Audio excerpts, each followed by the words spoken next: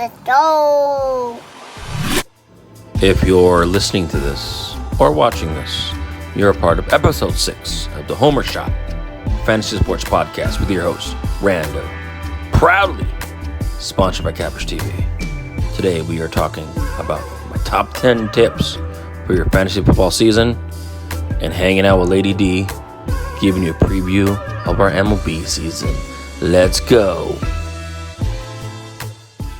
Hey everybody, welcome to episode 6 of the Homer Shot Fantasy Sports Podcast with your host, me, Rando. Thank you guys for being here. This is going to be an awesome episode, guys. One of the best we've had. All right. We're going to have 2 huge segments that you guys are going to be a part of. You may be watching this, you may be seeing that I need to maybe shave, or you may be listening to this. Whatever you are, you're really going to benefit from it. All right. If you're watching this right now, hello, good to see you. You could also listen to this episode on Anchor, Spotify, or Google Podcasts. All you got to do is type in the Homer Shot Fantasy Sports Podcast, and it pops up right there. If you're listening to this, make sure to go to the Cappers TV YouTube page. So just the Cappers TV. I'm there. You can see me, but really you'll be able to see Lady D.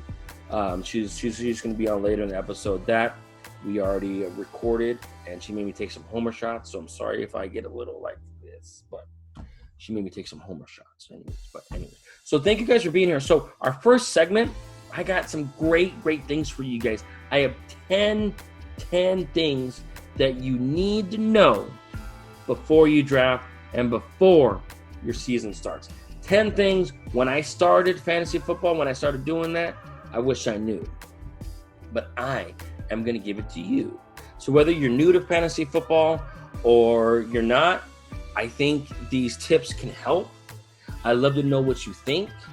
We're going to do that first. Then after that, we're going to bring Lady D on, and we're going to talk a little baseball. We're going to give you our baseball predictions. I'm going to give you predictions of MVP and Cy Young. I know it's weird because only 60 games, guys. I went ahead and do that. We're going to give you predictions on the World Series. You're going to see Lady D coming from more of a betting end. So if you're more on the betting of sports, you could hear she's going to talk about odds and everything. I'm more on the stats and the fantasy end of it, more in depth with the stats in the game. So I'll be giving you my feedback on that as well. You'll be able to see that in the second big segment of this episode. But first, one thing I want to do for you guys is give you 10 tips to your fantasy football league. Make sure you follow these. I really thought about these. I've talked to other fantasy gurus about these tips. They were all in agreement that these are amazing tips for you to know, whether you're an avid fantasy football player or whether you're brand new or casual, but you want to win. Maybe you were a Sacco last year and you had to wear a dress in the middle of the freeway or something like that, or tattoo somebody's name on your butt. You know, that happens with Sacco punishments. So I'm going to help you out. If you listen to the the Homer Shot Fantasy Sports Podcast, or watch it right now, I'm here to help you. And if this is your first time ever watching or listening to the Homer Shot Fantasy Sports Show, it's called Homer Shot because I have a rule.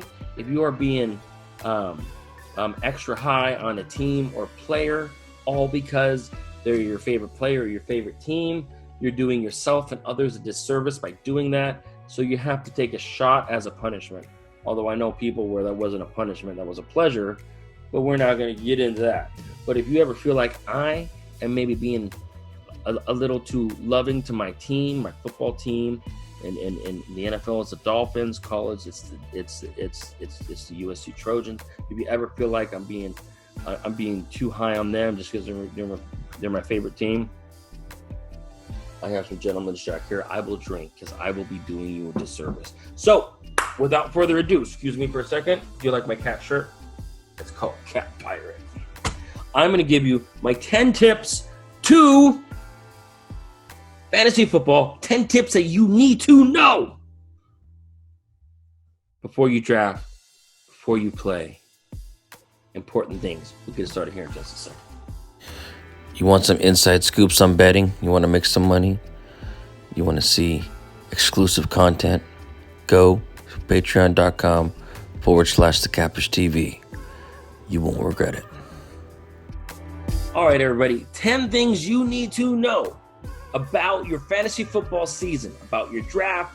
10 things I wish people told me when I started playing this game many, many moons ago. And I'm talking like 20 years ago. I wish I knew these things, so I'm going to make sure I tell you. All right? Number 10. Now, 10 and 9, the first two I'm going to give you have to do with how the season's different this year because of COVID-19, right? So those two things have to do with the different kind of league this year. So number 10, my number 10 tip: with no fans in the stadium, there's going to be players that are impacted negatively in fantasy. With there being no fans in the stadium, it is not huge. That's why it's number 10, but it is going to impact fantasy performances or players that are on the borderline and maybe being benched, maybe not. Now, let me tell you something. A few episodes ago, I gave you my top 10 quarterbacks, and I talked about quarterbacks to stay away from, quarterbacks to take. I talked about Aaron Rodgers, and I talked about how Aaron Rodgers, with Jordan Love behind him, I know it sounds weird because Aaron Rodgers could be the mayor of Green Bay, but if you think about this, with fans at Lambeau Field, if the Packers go 2-3, 2-4, 3-6, or something like that, even though they're loyal to Aaron Rodgers, knowing they got a young stud back there, they're going to start booing. They're going to start saying, we want Love. Even the Packer faithful, guys. If you're a Packer fan, I know you're tired of the seasons you're having because you should have better seasons, all right? I'm a Dolphins fan. The season we're having, I expect that to happen. But as a Packers fan, you don't expect to have the seasons that you're having. You expect more. You deserve more. So if Aaron Rodgers is losing some games, he's not the Aaron Rodgers, he would be booed. But in an empty stadium, that's not going to happen. So maybe the coaches are less inclined to sit him and bring in Jordan Love. And number 9 is going to have to do with Love as well. But and that could go for running backs. That could go for other positions. With no fans there, it's less likely that they'll be benched or pulled. They could still be, but it's less likely when you don't have 50,000 fans booing you, right? Or if you're a Chargers fan, 7 fans booing you, right? So that I definitely think that has to do with it, and just momentum. There's players that feed off of momentum. Those big highlight players, those Odell Beckhams, those players who feed off those fans, those players who do the dances in the end zone. It could mess with their psyche having no fans in the stadiums.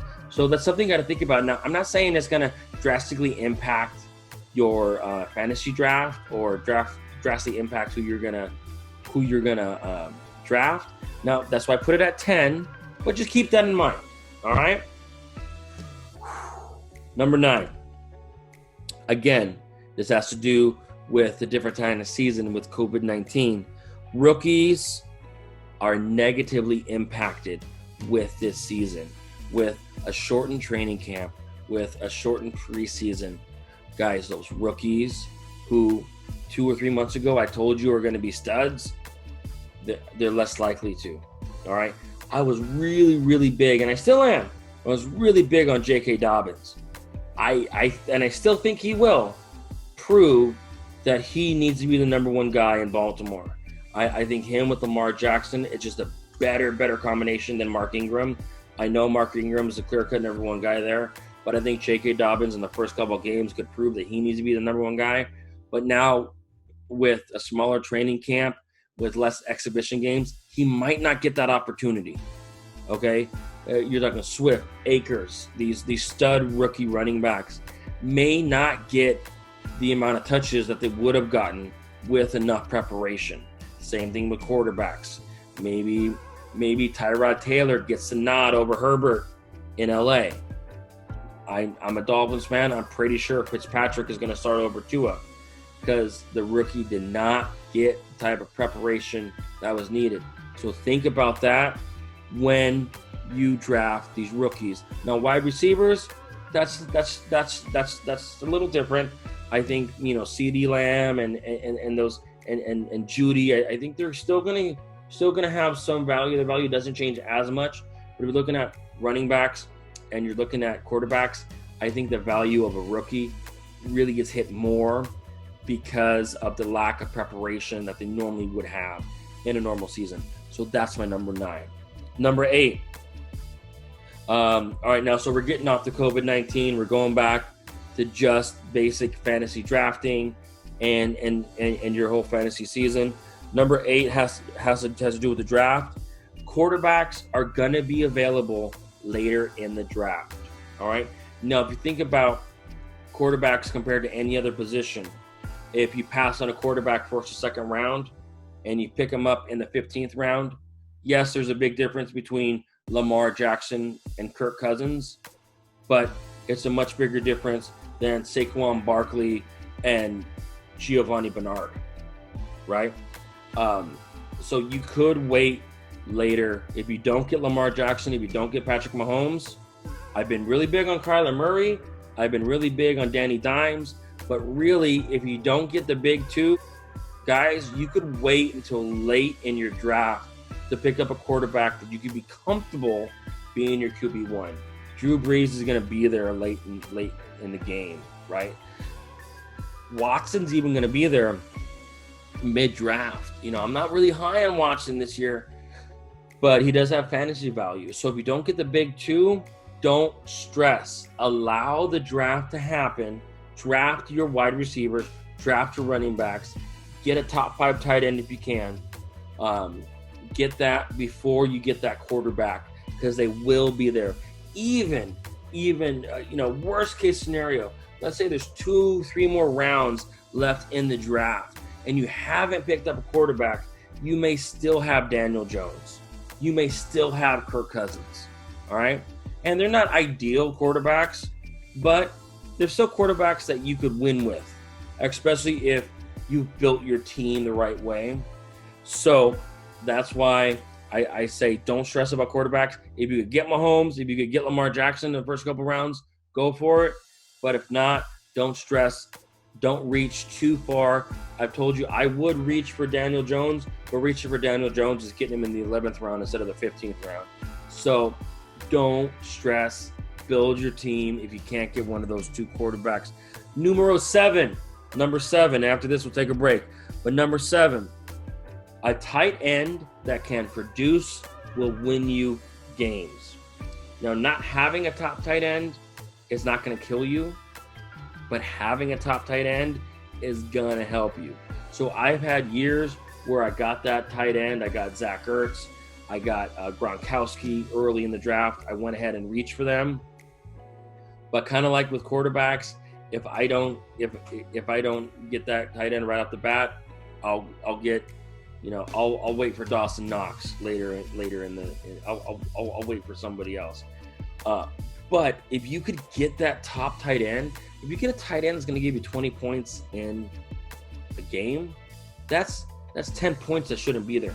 And when I say points that shouldn't be there, that's the added points compared to what the average. So if you get like 7 to 10 points from a tight end in the standard league, I'll be happy, right? Because you don't expect that position to produce. But if you get 20 points from that tight end, that's 10 points, like found points that shouldn't be there, right? That help gives you a win, especially if your running back didn't give you the amount of points or your quarterback threw a couple interceptions. Let's say for that game, Mahomes only got a couple touchdowns, so he didn't get his projected 35 points, but maybe Ingram gave you 25 points and that made up for it. Having a top tight end, get that tight. Don't be scared to get that tight end early in the draft, because that could be an X factor. I won a league one year because I got Ertz. I reached for him, and it won me a league. If I wouldn't have had Ertz, I wouldn't have won.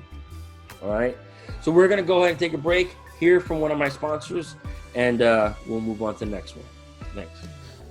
So Lady D's got a new website, bettingandheels.com.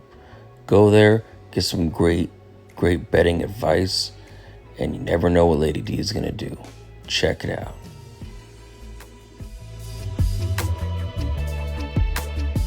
All right, everybody, welcome back. Now on to number 6. All right, and here's a good one when it comes to a fantasy draft. If you're having a fantasy draft party, this is much easier. I know right now with COVID-19, a lot of that's not happening, so this may not apply to you, but it can if you're doing an online draft and you know who's in the online draft. Number 6, know who is drafting in your league. I'm talking about know the people drafting in your league. Are they big fantasy guys, or are they just a casual person, or are they just like a what is fantasy person? Because there's different people in different leagues, right? Take advantage of their stupidity. Let's just be honest. Take advantage of it. I have one league where this guy is a big Chiefs fan, but he doesn't even know that Kansas City is in Missouri and not Kansas. So he doesn't really know his team too well. So he'll pick Damian Williams in the second round. You know, he'll reach for these Chiefs fans or these Chiefs players. Just know that guy, and know if you're going for that sleeper and it's that guy and maybe another guy like him, you're pretty set with getting your sleeper. And those are the guys that'll just pick the best on the board after the 3rd or 4th round because they don't recognize any names. Or the same type of person that'll reach for Odell Beckham, that'll reach for Aaron Rodgers just because they know the name more. So know those guys in your leagues, and know if they're drafting before you that you could bet on getting that guy that you want. Because maybe in the 3rd round, there's somebody with not a lot of name recognition, but a couple with name recognitions. Maybe they're going to go for that guy because they can recognize their name. Or it's the person who comes to the draft where everybody has their computers out and everything, and then he has a phone because he didn't, not because he knows all the stats in his head, but just because he doesn't know how fantasy draft works. So, number 6, know who is drafting in your league. And I'm sorry, guys, but if somebody is coming in stupid, not understanding fantasy football, guys, they're not paying a different amount to be in the league. They're paying the same amount you're paying. So don't go easy on them all because you know more. It's not like when the Patriots play the Bengals, Bill Belichick says, go easy on them. They don't know as much football. Tom, maybe don't throw the ball as far. That's never happened, right?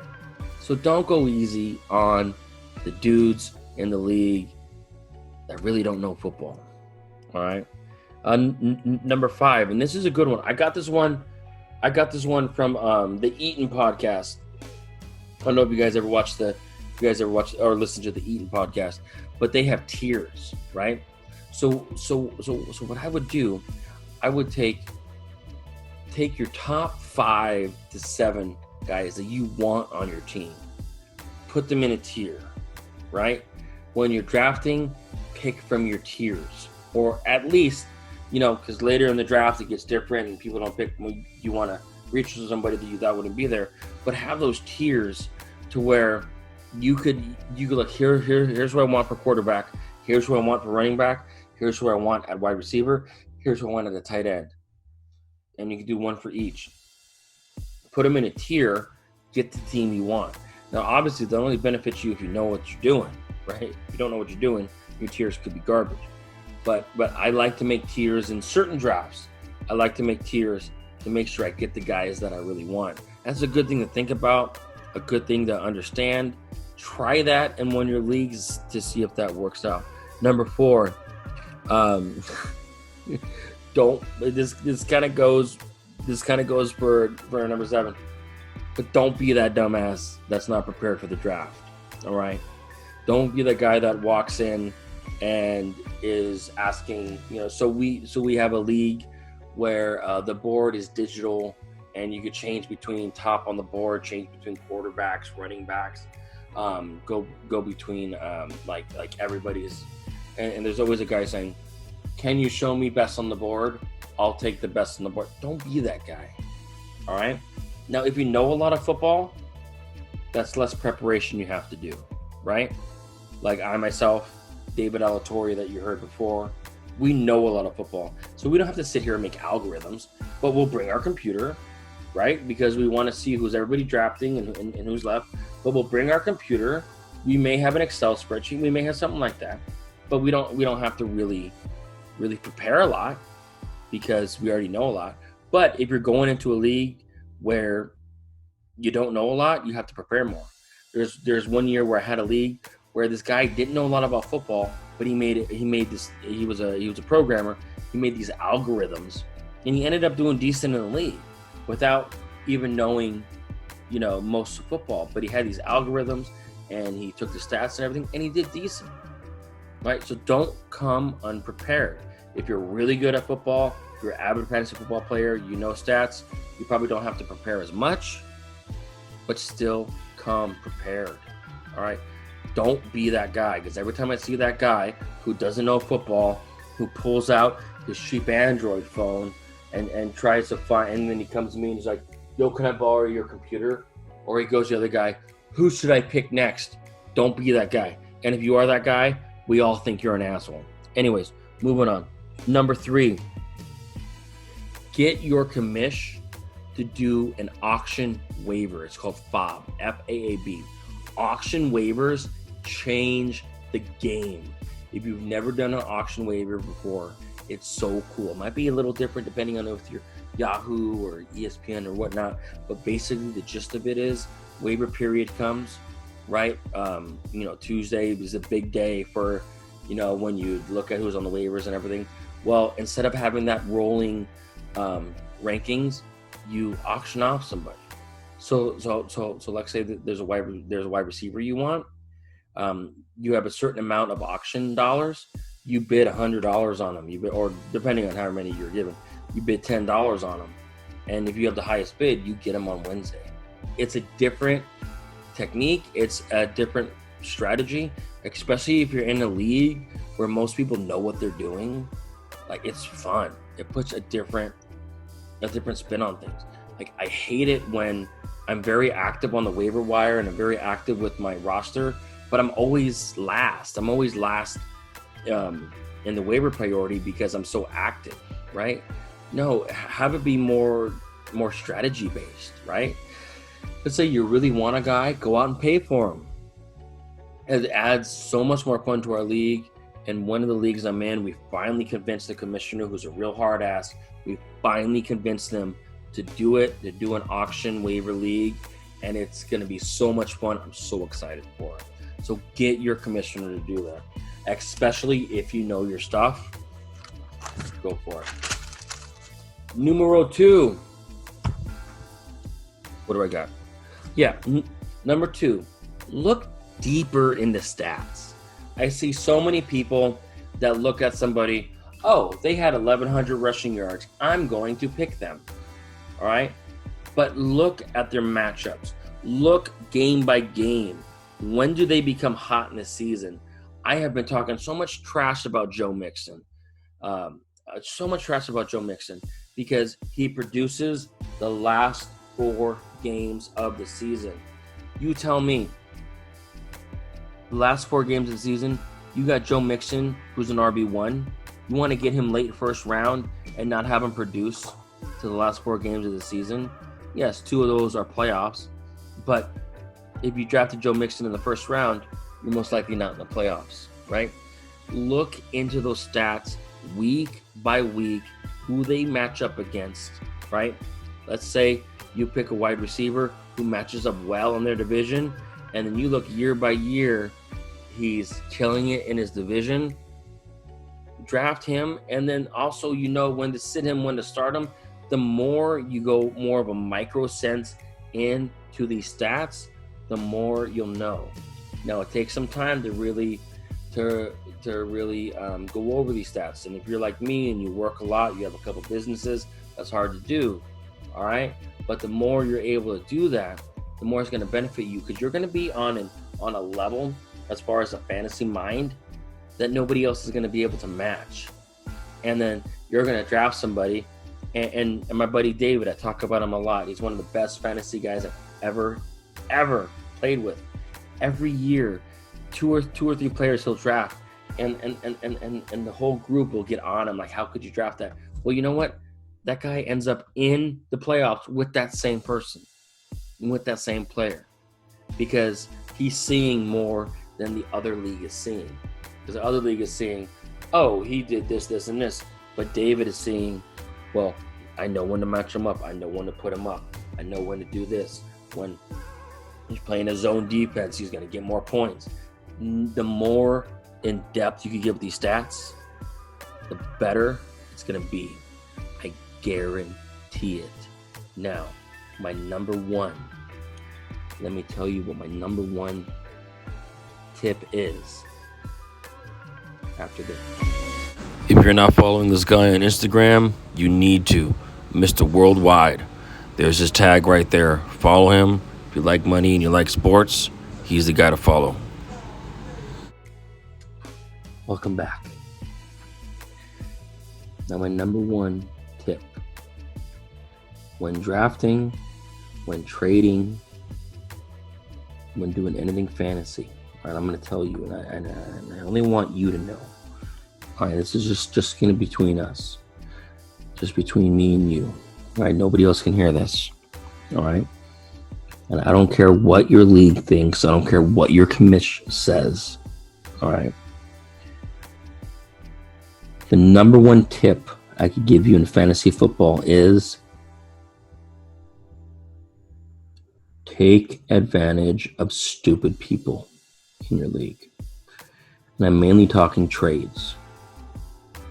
Now, I touched on this before in another tip. All right?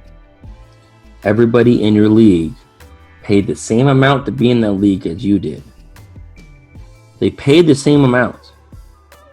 So everybody needs to be treated equally. Which means if you have a player who doesn't know that somebody's injured and you trade that person to him and he accepts it, that's not your fault. Not your fault that he's stupid.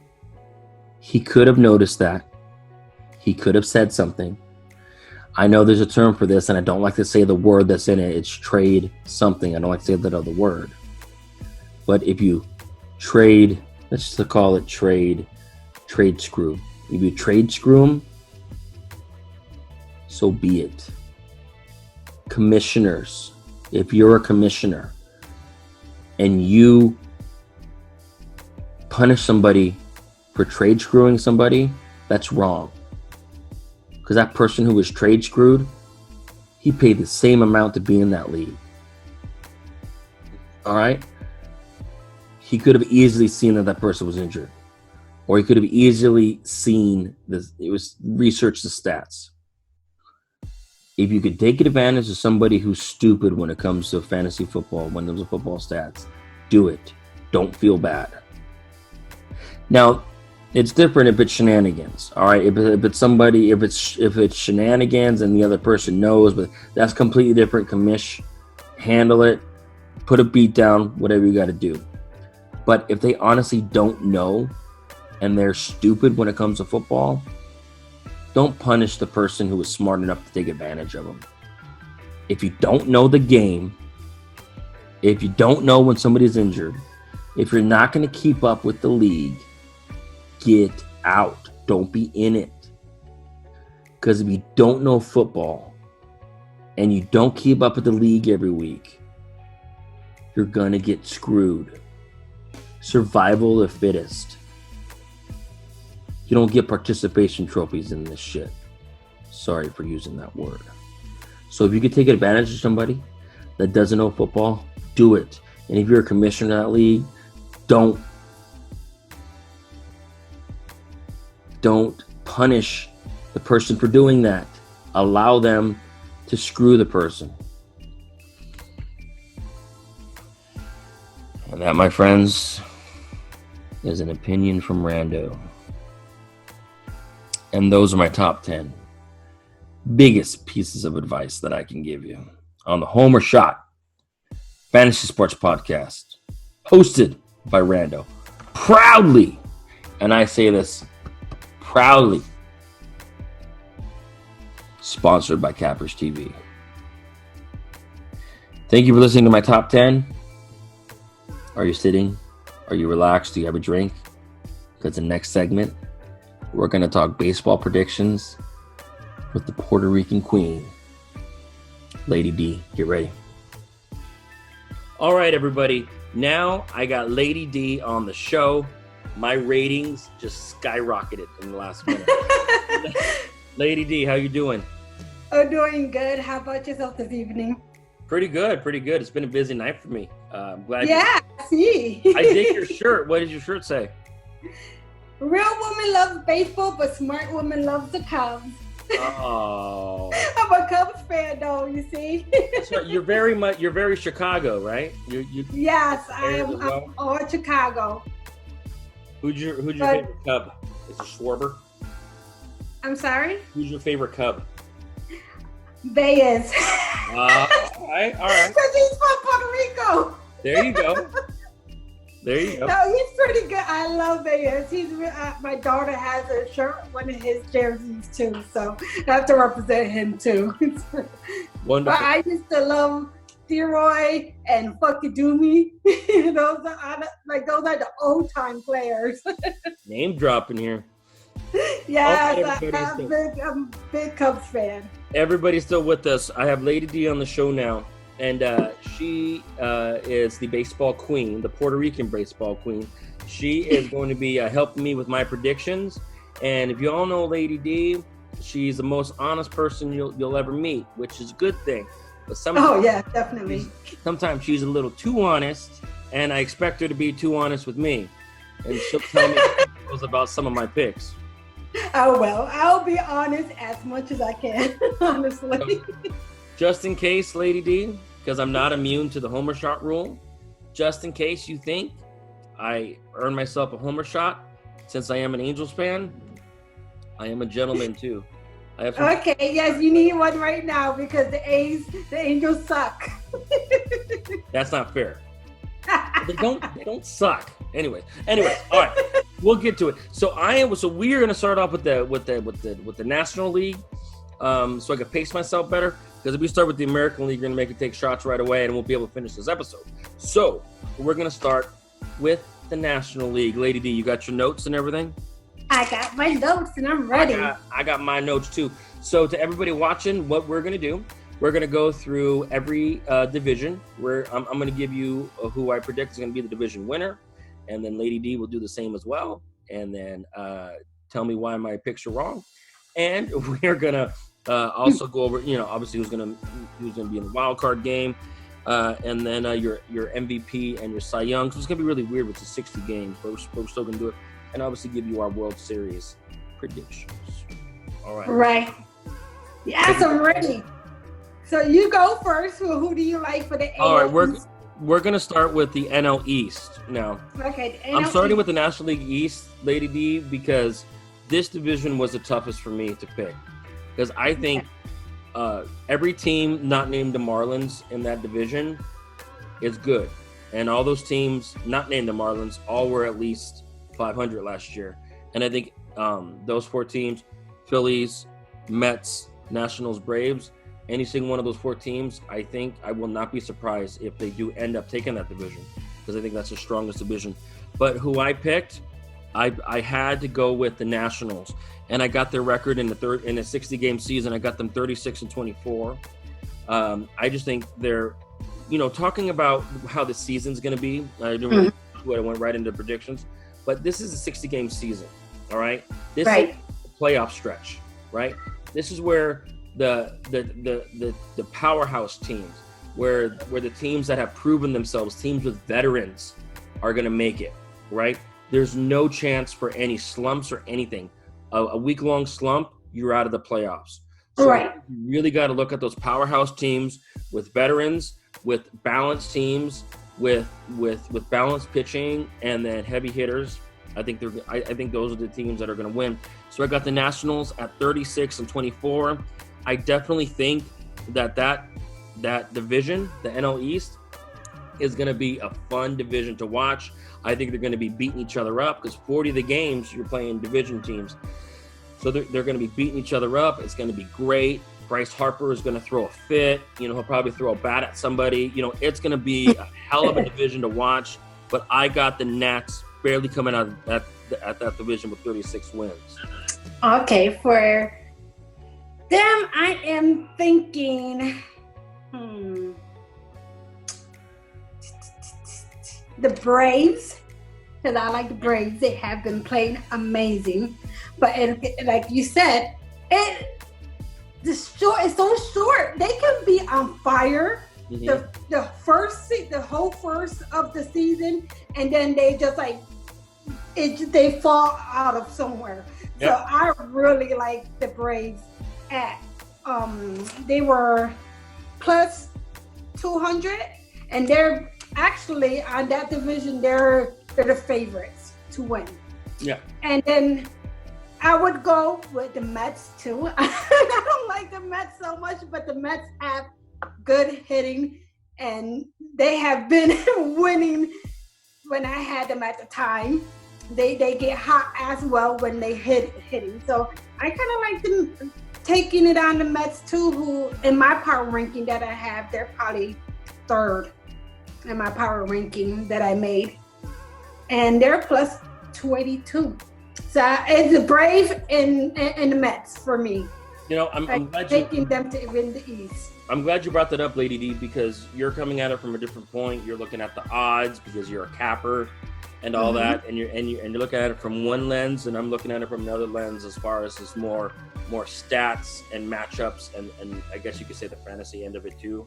So it's good that we're seeing two different sides as well. So I definitely think the Braves could easily take that division too. But I gotta be honest with you, that division, I think between the Nationals, the Braves, the Mets, and the Phillies, I think there's going to be maybe a 6-game difference between those 4 teams. I agree.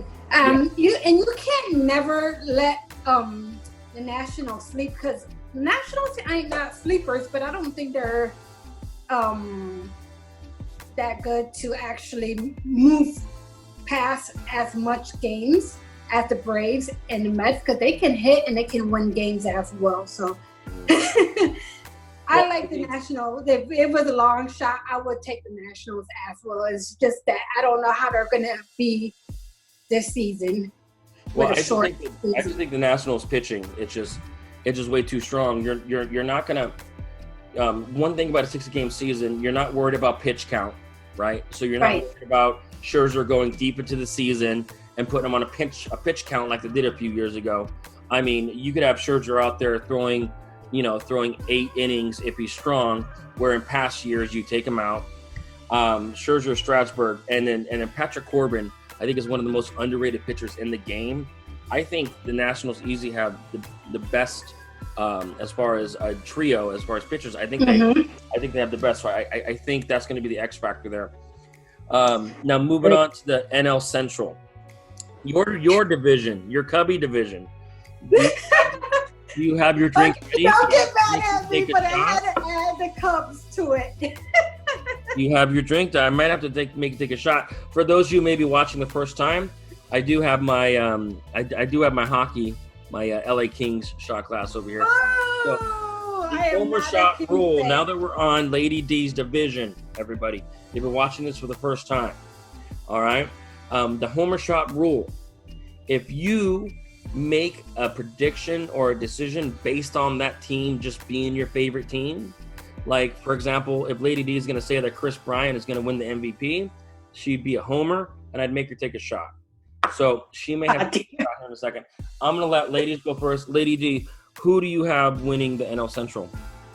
Okay, I'm going to have to take a shot because I'm going to go with the Cubs. Take the shot. Let's see it. What are you drinking today? My little margarita. Hey, no, that's a chug. Yeah, that's a chug. Okay, I'm going to take the Cubs at plus 227. They're supposed to be the favorite on the Central to win, but it's hard between the Cardinals and the Brewers, because I like the Cardinals and the Brewers as well, because the Brewers can be a beast as well. And they can win against the Cubs. You know, they have no problem. I love their pitching as well. So, and the Cardinals can be a beast as well. Their pitching and their team can be good with hitters, and the odds are good. They're all our favorites. Between I can't fuck with KC. I can't mess around with Detroit. There are not great teams to me for baseball, honestly. So it would be between the Cubs, the Cardinals. Well, Detroit's in the AL. Huh? Detroit's in the AL. Oh, I'm sorry. My brain is not working. That's right. You just took a shot. But so here's what I think about the Cubs. I definitely think they have a shot. They're going to be contenders. But I think with the 60-game season, like I talked about, consistency needs to be there, right? You can't have streaky players. And I just look at the Cubs rotation. Their three pitchers are very, very streaky. Yu Darvish, Kyle Hendricks, and then even to some point, John Lester. I mean, we've seen all three of those pitchers have great years. We've seen all three of those pitchers just fall off and I agree. Especially Darvish. Darvish is iffy at times.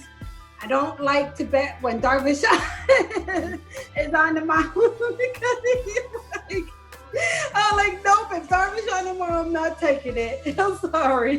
Because he's iffy offing, and I don't like that. So you're right about that. But they have to be consistent, and sometimes they are the comeback kids. So yeah, see, that's what I'm looking at when I'm picking these teams. Is I'm looking at consistency. If there's any team I feel that could get streaky, and I mean, we've seen, like, just think about Kyle Hendricks a couple years ago. He had a great season, and the year after that, it wasn't like, I need to feel good. I need to feel calm. I need to feel like the Nats, where I know Scherzer's going to have a great season. Corbin's going to have a great season. Like, you know that, right? I just don't see that with the Cubs. But what I do see with the NL Central, and the great thing about this 60-game season is 40 games are played in division, which means these teams are going to beat up on each other, right?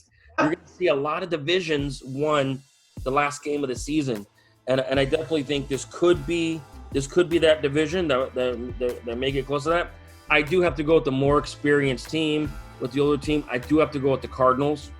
I know the Brewers are there too. I'm predicting their season that Yelich just has Yelich is Rory McIlroy on Sunday at the Masters. He's just going to lose his mind, and he's going to have one of the worst seasons that he's ever going to have. So I'm not comfortable with the Brewers. I'm not comfortable with the Cards pitching rotation. I mean, with the Cubs pitching rotation. I have to go with the Cardinals. Okay. I agree. I like that too. I think Goldie is going to have another great season. Goldschmidt. I mean, yes, I love Goldie. He used to play for the D-backs. Is going to be there. I just think that's a much balanced team, so I got to go with the Cardinals. I got them winning. I got them winning this same amount of games as the Nats at 36. Okay, I like that. Yeah, you're going easy on me. Because I'm loving and listening to your theory as how you picking them, and I'm like, okay, this is I'm based it off my power rankings that I made against all these teams, and I'm all about stats, and I'm all about how I'm gonna make them what stronger teams that I feel are against each other. You know what I mean? As you said, it's gonna be it's gonna be very crazy for a short season. We're not used to this. I'm actually excited to watch it.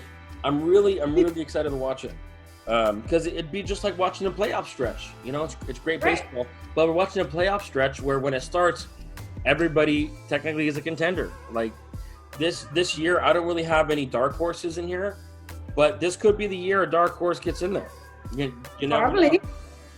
I mean, if the Blue Jays go on a 10-game winning streak, right? That could be a possibility. Right? You never know. That could be a possibility because they can win and then they can fail. So the NL West, I think, is not going to be close. I'm an Angels fan, so they're a big rival of mine. But I do have to put the Dodgers just running away with that division with 43 wins. Like I said, 40 of the games are going to be against their own division. I think the only team in that division that's going to give the Dodgers a run for the money is the Diamondbacks. I think the Dodgers are just going to decimate the Rockies and the Padres and the Giants, and they're going to get the majority of their wins against those three teams. I think the Dodgers will split the season series with the Diamondbacks. I think the Angels are going to sweep the Dodgers in their interleague series. I think the Dodgers will have trouble with the American League. But even that 43-17, I think they're just going to destroy their division. They got the most balanced team pitching. I think Walker Buehler is a Cy Young candidate this year. That's who I West. I was looking at that too as a sign. Possible. Yeah. Excuse me, little girl. Can you go? Sorry, it looks like the little one came in. Okay. Who do you got out of the West? On the West, I am totally with you, but they're a huge favorite, and they're a favorite by -500 to win the West. But I had to put the D-backs in as well as the Rockies. But the D-backs is plus 750, and the Rockies are plus 3,000 to win. So I had to put those at the long shot because I know they're gonna kick their butts. But I'm just I'm with you with Dodgers. Dodgers are a really good team, especially against them two teams. Yeah, I mean, like I said, I think they're just gonna decimate their division aside from the Diamondbacks. I think they'll split with the Diamondbacks. I have so moving on to our two wild cards, I have the Diamondbacks making the playoffs this year, being a wild card. I definitely think, just like the Dodgers, I think the Diamondbacks are going to definitely pick on the other three teams. They're going to pick on the Rockies. They're going to pick on the Padres. They're going to pick on the Giants. I think the Diamondbacks are 36 wins. See the music in the background? What's that mean? I like the D-backs to make it into the wild card as well. Awesome. So I'm with you with there. I think they can crack into it to make it into the wild card as well.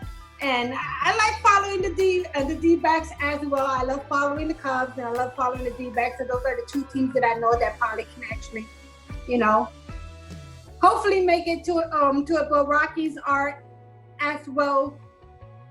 Can be streaking, can win too. But if it was whatever, it'll be definitely D-backs to make it to the wild card. Yeah, I got D-backs, and then I got the Mets as the other wild card team. Oh, the Mets is pretty good too. I think the Mets. I don't want to ruin it for the later segment, but I think the Mets got some talented people on there where they're gonna make the playoffs just with their talent, and then we'll get into that when we talk about possible Cy Youngs out of that team. So just to review, I got the Nationals out of the East, the Cardinals out of the Central, the Dodgers out of the West, and the Diamondbacks and the Mets as wild cards. But like I said, that NL East guys and girls watching this, if you have extra innings and you want to watch some baseball, watch the NL East. It is going to be a hell of a division to watch in a 6-game stretch. I'm going to watch some games, and I can't wait to see Bryce Harper blow up and do something. And we just found out Yasiel Puig, who got picked up by the Braves, actually just he just came down with COVID-19. So they released him, so he's a free agent now. I was really excited to see Bryce Harper and Yasiel Puig in the same division. Right. But that's not going to happen. So anything else out of the NL before we move on? Nope, I think that's all. You heard what I like, so let's move on. We kind of agreed on a lot, huh? I know. I'm like, get out of my head. Who was your second wild card? I would have to go with the Mets too, because I really like their pitching and. Get out of my head. Yeah, I do. I really do like it. I see the possibility of the Mets making it too. Awesome. All right, guys. So just hear from one of our sponsors, and then after that, we'll meet you back over here talking about the American League. Are you loving what you're hearing from Lady D so far? Make sure to go to the Odds Against Us podcast on Anchor and Spotify. She's with Joe Madden. She's got a great podcast. All right, everybody, welcome back. Now we are going to talk about the American League, my league. We're going to start off with the AL East. Now, I think this is a division of two teams, Lady D. And I think we both agree on what two teams could come out of this division. Now, I want to say the Yankees, and they're probably the favorites, obviously. But I think I think the Rays are going to come out stronger in the beginning of the season. Okay. Oh, I hate you! Stop digging in my head. I'm all up in your head. Get out! So we've seen this happen to the Yankees before, right? We've seen the Yankees, start off the season, flirting with 500, whatever. They're like second or third in the division, but everybody knows they're the Yankees. They'll be fine. Well, I think in a short season like this, if they do come out like that, I do think they're gonna miss the division, and I think the Rays are gonna come out stronger. I got the Rays at 39 wins. I think there's players on that team that are going to improve this year. I think Austin Meadows is going to become. I think you could now put Austin Meadows in the same category that you put Yelich and Acuna. I think he's going to prove that.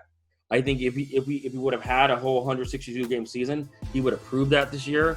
I think Acuna is a top 5 hitter in the league, or he will be after the season. So I am big on Meadows.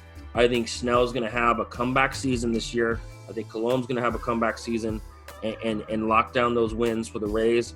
I see the Rays coming out of the East at 39 wins, second best team in baseball for their regular season. I see. Yeah, I got to rock with you too. I can see the Tampa Bay coming to win the East as well. They last stats were crazy, and they were hitting, and they were going over and over with so much scores, and it's just ridiculous how a good team they were, but they couldn't make it last year. But short season, they can hit. I'm with you with those people on there.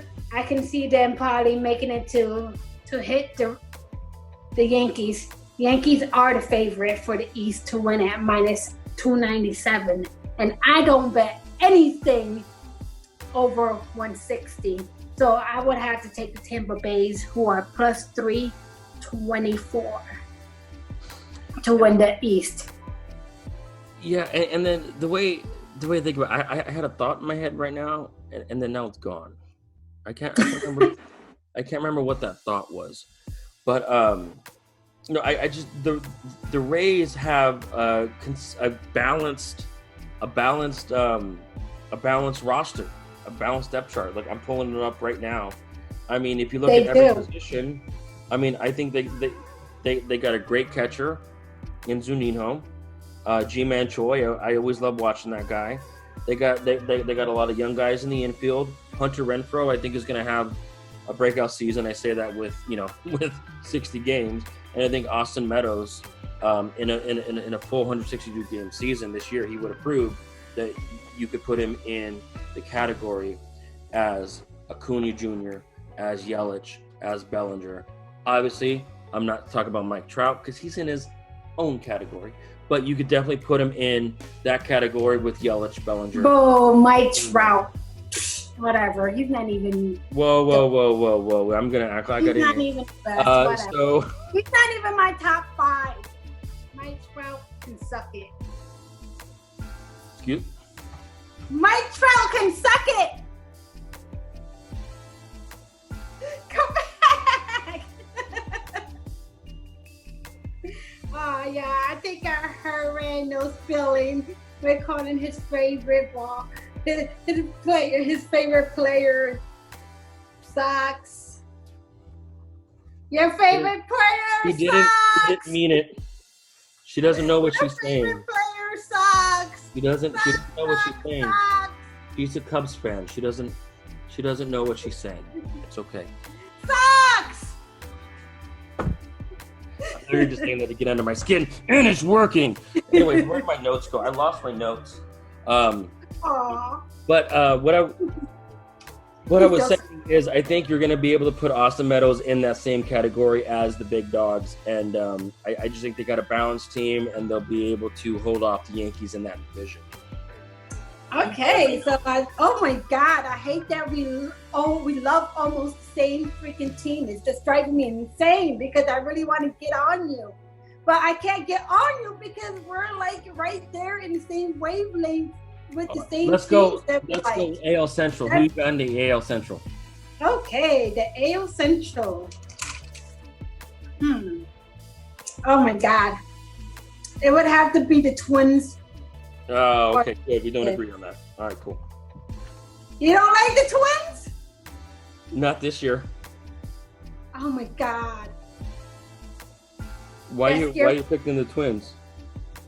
Because they were just fantastic last season. And they are one of the favorites to win as well. And you know, I don't try to go too much to like the really deep end of like finding the long shots, because sometimes they're not a possibility that long shots can win. But if anything, it would probably be the Cleveland Indians. I think if you put the Twins and the Indians together, the Clevelands can win, but it's hard with the Twins when they had a great hitting average and a great scoring average against each other. So this is kind of hard actually that I think of it, because when they play together, it's not nice. Okay, well good. I'm glad we don't agree, because I don't have the Twins and I don't have the Indians. Ah! I have the White Sox this year. Oh no, the White Sox sucks. How are you going to take the White Sox? I'm predicting. Oh, okay, Southside, we get it. But I'm predicting that the White Sox are going to have the best offense this year. They are just. But they did look pretty good with the training against the Cubbies. Their offense has been on. Well, I've been watching the games with them since yesterday and today, and they have been good with the offense, and they have been hitting too. It's just that they will win, and I would say they would win 20, close to 30 games. It depends, but they get hot and then they get cold as well. So, well, I think the AL Central is going to be a lot like the NL Central, where those three teams are going to kind of beat up on each other. But I think the White Sox are too strong. All right, I got their depth chart up right here. I'm not sure of what their actual lineup will be, but try to find a hole. They picked up Yasmani Grandal, who's easily a top 5 catcher. Jose Abreu, who could put up monster RBIs. Johan Moncada, who's shown that he could be productive. Tim Anderson, which I think could easily be a batting champion this year and lead the league in batting average. Eloy Jimenez, who I think is just ready to explode. He's ready to explode, right? And then they people don't realize this, but they picked up Edwin Encarnacion, and I think this kind of season with 60 games, it benefits somebody like Edwin Encarnacion. He's older, he knows the game, right? He knows how it's played. It's 60 games to stay healthy, and he's gonna hit bombs. And I wasn't even talking about their pitching staff, but they did pick up Dallas Keuchel. It'll be interesting to see how he's going to do out of the game, really. You know, Gio Gonzalez, who I always thought has potential. So as long as their pitching rotation could stay average, I think that that lineup is just going to explode. I would put them as a long shot, honestly. I don't think they have a good whole built with the offense and everything. Oh my God, I don't know. I just can't see myself taking the White Sox. But you know what? I can't take the White Sox because I'm not a White Sox fan. I do not like the White Sox. That's kind of a homer shot for you because you're a Cubs fan, so you hate the White Sox, so you're purposely not putting the White Sox in there because you hate them. That would be like me saying, "Oh, the Dodgers are going to lose the division because I hate the Dodgers." You got it. But still, I'm not going to take the White Sox. They looked awesome as they were playing the Cubs the last two games. But I don't know. It's just like exhibition. I can't trust these games, but it gets me to look deeper on how they're going to play. You know what I mean? So, and you're right, because man, they were hitting them damn balls hard as hell, and they had been 7-3 yesterday, and then it was 5-0 earlier today. I didn't watch the whole game, but they are looking good on offense everywhere, defense and hitting the ball. So I can agree, but I'm not going to take them at all. I just don't have enough confidence to just bet on them for the hope to win at all. And and the Twins and Indians are actually the favorites to win against all of them. I don't know why more people aren't talking about the White Sox. I think that lineup is just massive. But they could probably be I do got to get off the topic of White Sox real quick. There was this TV show I used to watch. It's like talk show TV show where at the end of the TV show, somebody would say all of his mistakes that the host made. So I did make a mistake. Alex Colon is actually on the White Sox this year and not the Devil Rays. I'm sorry. I'm so used to him being on the Devil Rays. So I apologize. You see, I don't look at the players. I don't like looking at the players. I don't, because sometimes that do probably work, but I'm more like stats and ratings and so all right, I like to know the whole inside of the mathematical of like making my own system and making my own power ranking, and what does the people in the betting community, the old who actually get all these odds, why are they putting them the favorites? So that's how I'm getting mine. That's how I do my research. I don't get into like, oh, they got this player, this is going to be awesome because they got this player, but you never know what's going to happen, especially in the short season. 60 games. So time to move on to the AL West. Oh, yeah. You go for it. What do you got in the AL West? The cheaters.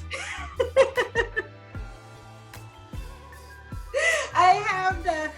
You have nobody in the stands this year that's going to be able to like bang drums. I taken the Houston Astros at -166, but then I also threw in the Rangers and the A's. My Rangers? The Texas Rangers. That's not my team. You didn't even mention. Nope.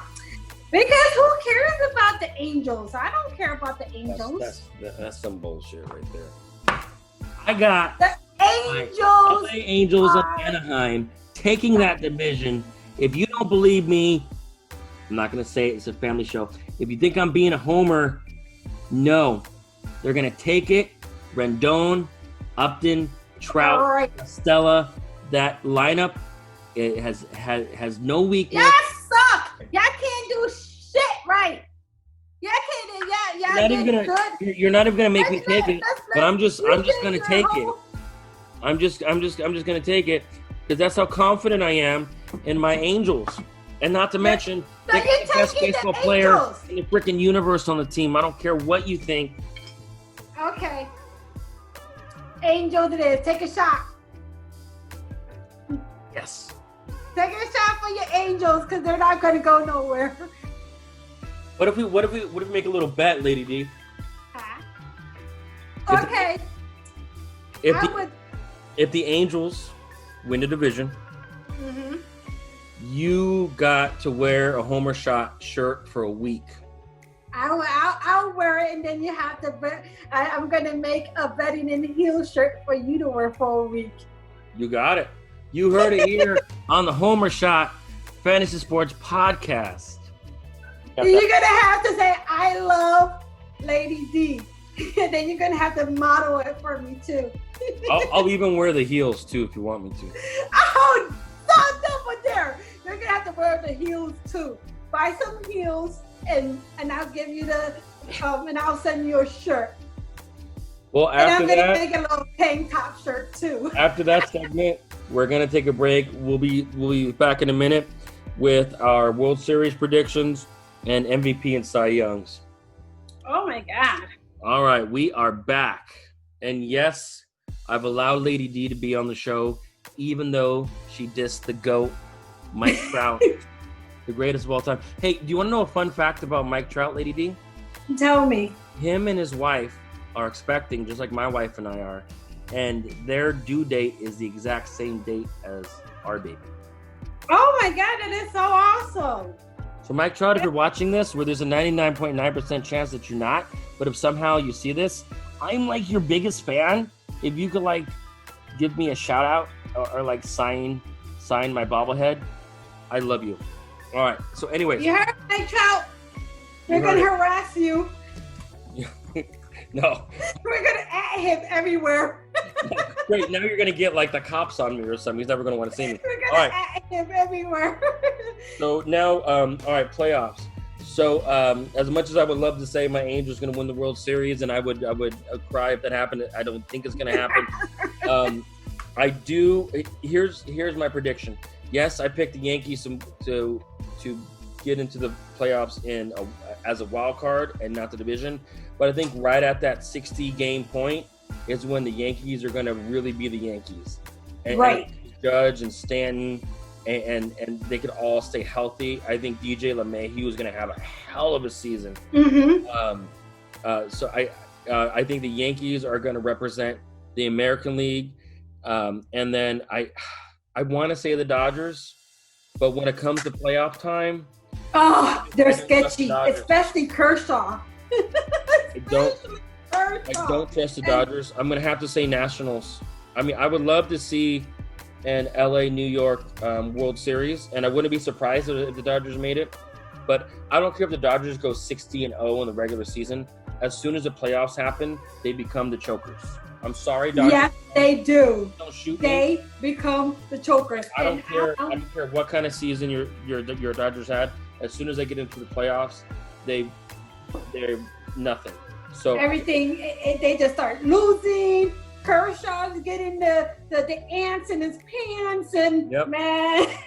So I'm going Yankees and Nationals, and the Yankees coming out on top.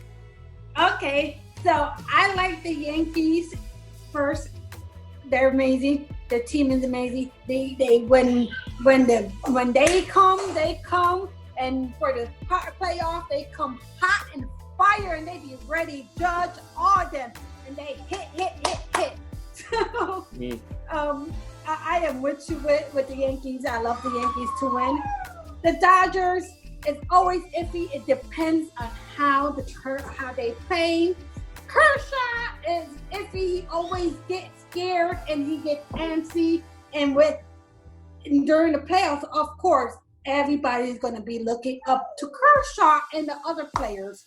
So if Kershaw can finally get his jitters out the damn way, Dodgers have a chance, but I doubt it. Like you said, the same thing.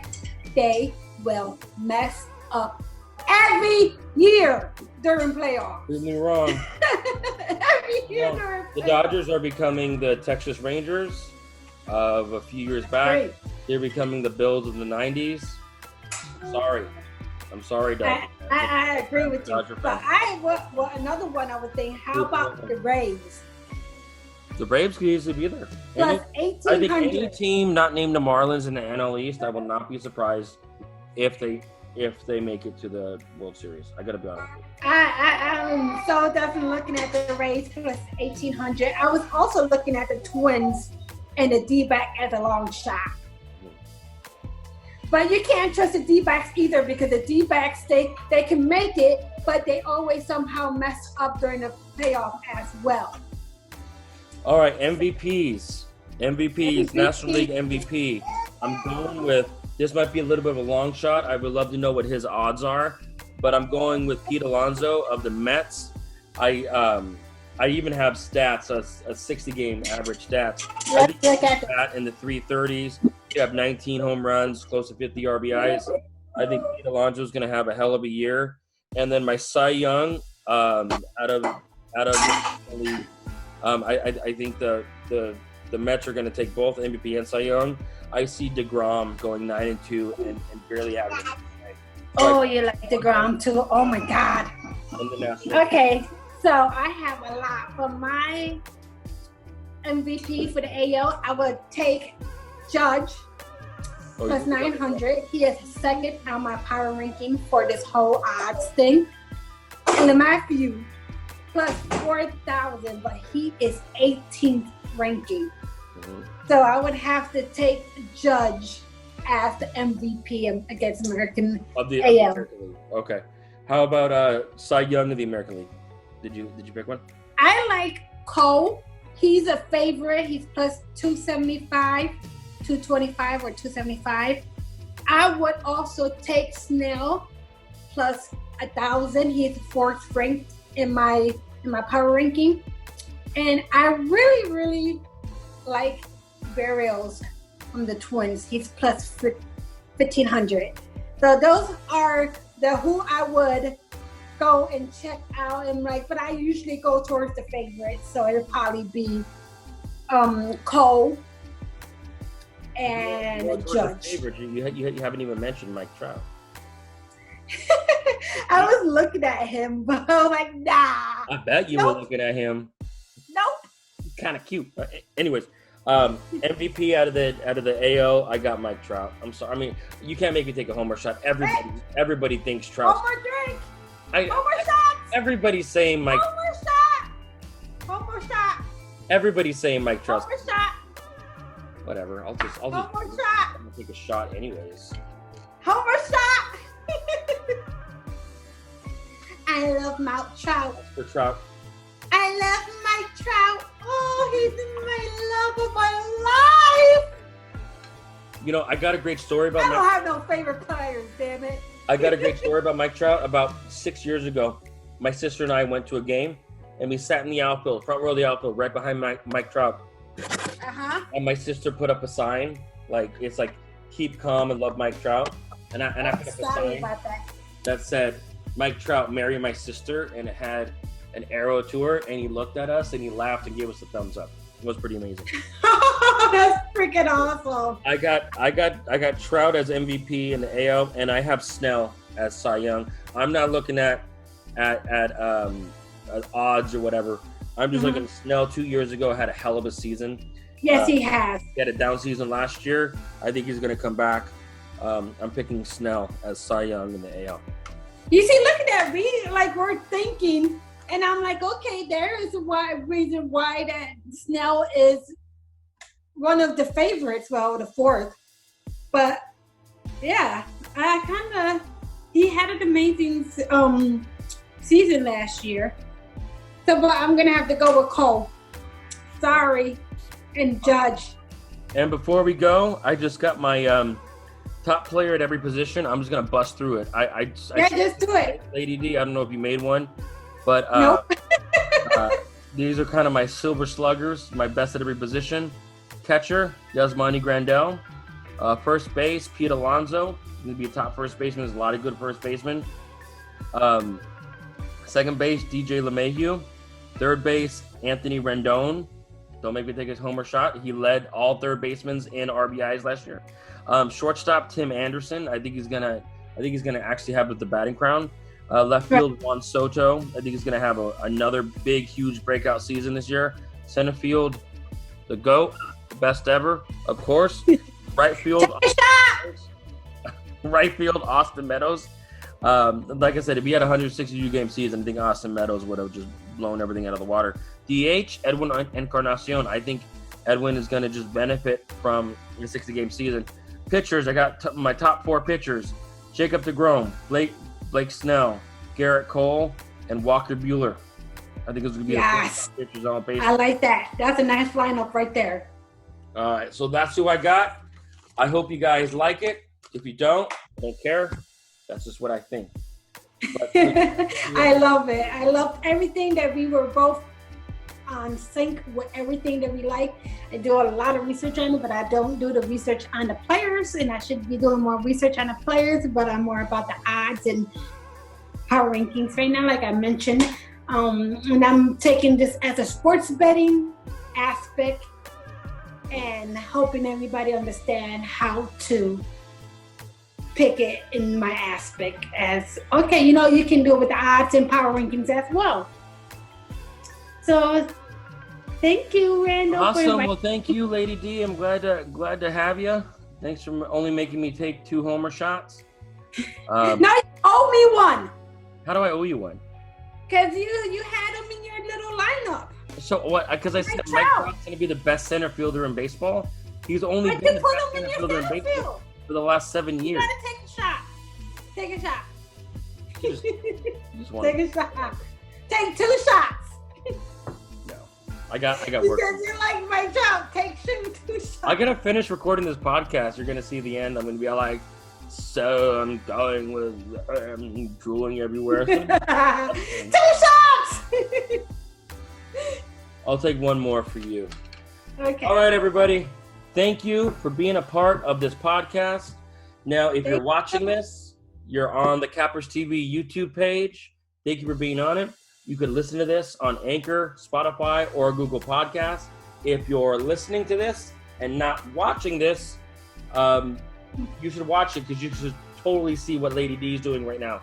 It's amazing. I don't know how she's able to do that.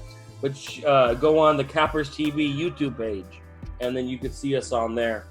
I got this 1 more shot to take because I said Mike Trout is... Let's do it together. He is, but I'll take it. Cheers, salud. Peace. All right, everybody. That ends this podcast. Thank you for being a part of it. Thank you for hearing what we had to say today. Lady D, the beautiful Lady D, thank you so much for being on this podcast. Guys, if you're listening to the audio version and you're just listening to this and you're not seeing this, you're missing out on this beauty. Go to the Cappers TV YouTube page. Check her out. She's awesome. Lady D, tell everybody where they can find you. You could go catch me on Instagram as bettinginheels1, on Twitter, Lady D. I'm always on Twitter. On Facebook, Betting in Heels, and be sure to come check out my website that I had just created. I'm very affordable, and I can help you profit. Check it out at bettinginheels.com, y'all. Thank you, Lady D, for being a part of my podcast. Thank you, everybody, for watching this. We'll see you next time. Thank you for inviting me, Randall. Thank you. Thank you, everybody, for watching this episode. Thank you, Lady D, for being on. Thank you to everybody for your love and support. As I always say, I know every single one of you that's following me, and I thank you all very much. If I ever get big, who knows? Maybe I won't, maybe I will, but if I ever do, I won't forget about you guys. I love you guys very much, and thank you, Cappers TV, for doing what you're doing. We'll see you next Tuesday with my next episode.